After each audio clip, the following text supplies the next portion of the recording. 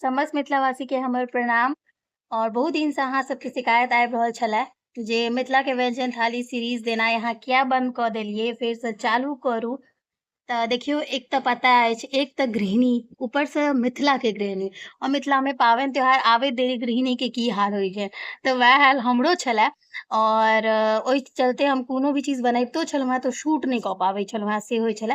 तऽ फेरसँ अपन जे मेन कंटेंट हमर अइ, मिथिला के व्यंजन थाली सीरीज खान पान वाला, तो वएह थाली के साथ हाजिर भऽ गेल छी। और आइ बना रहल छी मिथिला के प्रसिद्ध, बहुत ही एकदम प्रसिद्ध और पौष्टिक से भरल जे होइए तेहन तीमन। तऽ चलू अहाँ सबके हम अपन भनसाघरमे लऽ जाइ छी। और जेना अहाँ सब पहिलुका हमर मिथिला के व्यंजन थाली सीरीज वाला वीडियो सबके बहुत भरि भरि कऽ प्रेम देने छलियै, अहू से बेसी प्रेम हमर एहि वीडियो सब पर देबै, व्यंजन थाली वाला पर। और कोशिश करब जे बैक टू बैक हम आब मिथिला के व्यंजन थाली सीरीज वाला वीडियो सब लऽ कऽ आबी। तऽ अहूँ सब जे छै से अपन प्रेम में कोनो कंजूसी नहीं करबै और दैत रहबै। चलू सीधा लऽ चलै छी अपन भनसाघर में, और तैयारी के साथ साथ अहाँ सबसँ बातचीत करै छी। सबसँ पहिले हम फुला देने छलियै मौसरी दालिके। तऽ मौसरी दालि देखियौ आब फूलि कऽ तैयार भऽ गेल छै। मौसरी दालिमे हम खेसारी फेंटने रही, ओकर बाद पीस लेलहुँ हेँ कनिके हल्का सा, यानी कि थोड़ेक बीटा जतबे अहाँ देखलियै ओतेक काट कऽ निकालि लेने छलहुँ हेँ। आ तकर बाद एम्हर प्याज लहसुन और हरे मिरचाइ, अहाँ चाही तऽ धनिया पत्ता सेहो एहिमे दऽ सकै छी, लेकिन हम धनिया पत्ताके मात्रा बेसी नहि दै छियै। तकर बाद नून हरदि धऽ कऽ एकरा मिला लेबै। और कनिक सरसो तेल, चटका के तीमन बना रहल छियै अपना सब, तऽ चटका के तीमन, चटका मतलब कमे कमे तेल दऽ कऽ ओहिमे बनायल जाइ छै।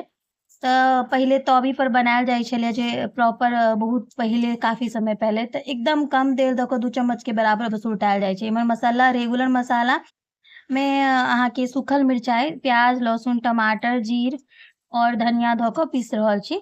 ओकरा एम्हर तैयार कऽ रहल छी, एम्हर चटकाके उल्टा रहल छी। तऽ हम जे छै से हल्का सा तेल धऽ कऽ ओकरा तरि, तऽ अपना हिसाबसँ तरि रहल छी, उल्टा रहल छी। देखियौ हमर चटका एम्हर बनि कऽ तैयार भऽ रहल। ई एनाहु खायमे नीक लागै छै, लेकिन चटकाके तीमन जे छै से ओ मिथिलामे बहुत प्रसिद्ध तीमन अइ, बहुत बेसी फेमस अइ। और ई बहुत गुणकारी भी होइ छै, कियाकि कम तेलमे बनायल जाइ छै। और दालि तऽ ओनाहु पौष्टिक के सोर्स होइ छै, मतलब एहिमे बहुत विटामिन और कैल्शियम के मात्रा होइ छै। तऽ दालिके अलग अलग तरीकासँ खा सकै छी। यदि कहियो बोर भऽ जाइ छै अपना सब रेगुलर दालि खा कऽ, तऽ देखियौ कमे कमे तेल, देखियौ एकदम कम तेलमे। पहिल कहानीमे तऽ कनि बेसियो तेल लागल छलै, जहन दोसर कहानी तरऽ लगलियै तऽ देखियौ ओहिमे कतनी कम तेल छलै, और ओहिमे चटका निकलि रहल छै। बहुत ही खायमे स्वादिष्ट होइ छै, और एकदम कम तेलमे बनि कऽ तैयार भऽ जाइ छै। सबसँ बड़का खासियत ई होइ छै। तऽ अहूँ सब बनबै छी कि नहि, और बनबै छी तऽ केना बनाबै छी चटकाके तीमन? हम एहिसँ पहिले कचक तीमन सेहो अहाँ सबके देखा चुकल छी, जे हमरा पेज पर भेट जायत। तकर बाद लोहियामे ओतऽ तरि लेलहुँ हेँ। लोहियामे जे छै से सरसो तेल, जीर, हींग और तेजपत्ताके फोरन धऽ देबै।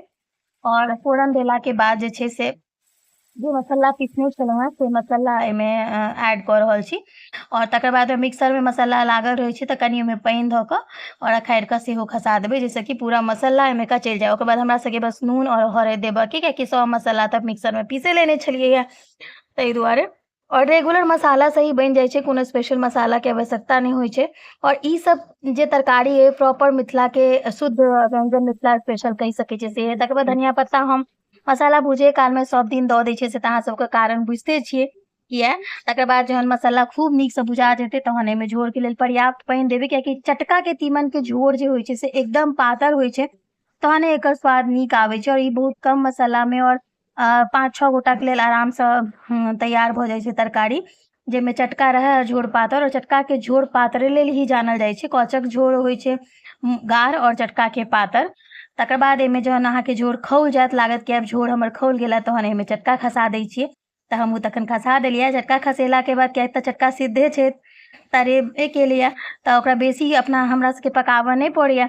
तकर बादमे जे छै से हम एकरा मिला देबै ऊपर नीचा कऽ कऽ बढ़िआँसँ, जाहिसँ कि तर ऊपर भऽ जाय, सबटा ऊपरे नहि रहि जाय, ताहि दुआरे। आ तकर बाद एकरा 1 मिनट मात्र हमसब जे छै एहिठमन झाँपि कऽ एकरा 1 मिनट मात्र पकेबै। और 1 मिनट बाद जहन उघारि कऽ देखबै तऽ सबटा झोर जे छै से खूब नीकसँ खौल गेल रहतै। गैस बंद कऽ लेबै और संगे संगे खाना निकालि लेबै। तऽ सबसँ पहिले भातसँ शुरुआत होइ छै। चटकाके तीमन और भातके कॉम्बिनेशन बहुत नीक जाइ छै। तऽ ओकर बादमे लहसुनवाला भाँटाके भुजिया और आलू कोबीके भुजिया। अहाँ सबके हमर ई थाली केहन लागल से जरूर कहब। जय मिथिला।